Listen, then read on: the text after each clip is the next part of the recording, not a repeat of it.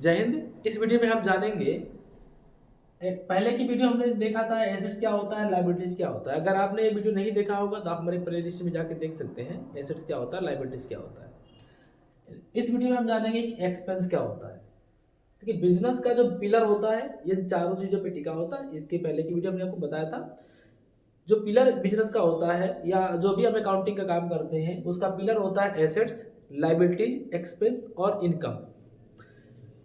इसमें हम जानेंगे एक्सपेंस क्या होता है। तो देखिए, एक्सपेंस का मतलब यह होता है जिसका लाभ हम ले चुके होते हैं, जिसका लाभ हम ले चुके होते हैं, हम ले चुके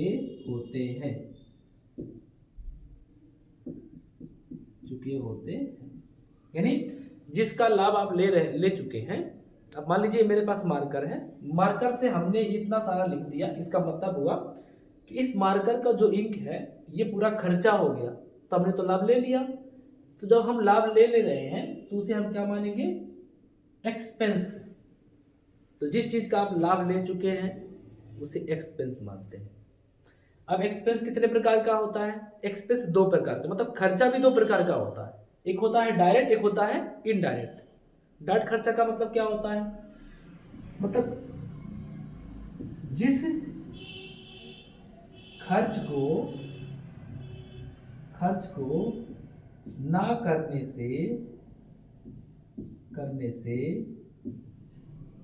हमारा काम रुक जाए। देखिए, डायरेक्ट एक्सपेंस का मतलब क्या होता है? अगर आप ऐसा कोई खर्च नहीं कर रहे हैं या आपको ऐसा कोई खर्च करना है कि अगर वो खर्च आप नहीं करेंगे तो बिजनेस या कोई काम आपका रुक जाएगा। जैसे मान लीजिए मुझे पढ़ाना है तो मुझे इस मार्कर के ऊपर खर्च करना पड़ेगा, क्योंकि हम आपको मार्कर से पढ़ा रहे हैं। तो ये मार्कर से हम लिख रहे हैं तो मार्कर पर मुझे पैसा लगाना ही पड़ेगा। तो जो पैसा हम इस मार्कर पे लगा रहे हैं उसे हम बोलेंगे डायरेक्ट एक्सपेंस, क्योंकि इसके बगैर मेरा काम रुक जाएगा, हम आपको पढ़ा नहीं पाएंगे। दूसरा चीज क्या, इनडायरेक्ट एक्सपेंस क्या होता है? जिस खर्च को ना करने के बाद भी हमारा काम चलता रहे।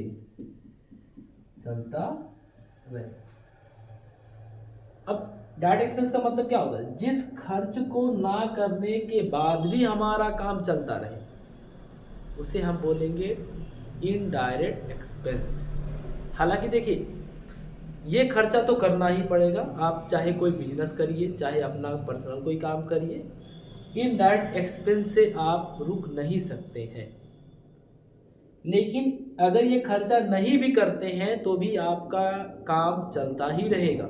जैसे मान लीजिए हम आपको पढ़ा रहे हैं प्रेजेंट टाइम में, ओके। हमने कहा कि ये मार्कर हमारे पास है, अगर हम इस मार्कर को ना खरीदें, इस मार्कर के ऊपर पैसा ना लगाएं तो हम आपको मार्कर से नहीं पढ़ा पाएंगे। तो ये कौन सा खर्चा हो गया? डायरेक्ट एक्सपेंस हो गया।